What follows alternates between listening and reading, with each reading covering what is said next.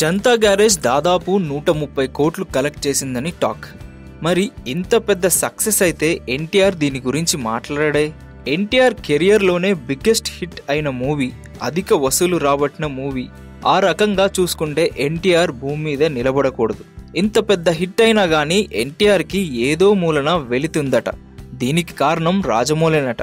జక్కన తీసిన visual wonder Baahubali మూవీతో industry వాల్యూస్తో పాటు హీరోల ఆలోచనలు, ఆ హీరోల ఫ్యాన్స్ ఆలోచనలు బాగా పెరిగాయి. ఎక్కడ విన్నా బాహుబలి పేరే వినపడుతుంది. ఎన్టీఆర్ ఈ విషయంలో కొంచెం అసహనంగా ఉన్నాడట. అందుకే బాహుబలిని మించిన సినిమా, దాన్ని మించిన కలెక్షన్స్తో అదరగొట్టాలి అని ఫిక్స్ అయ్యాడట ఎన్టీఆర్.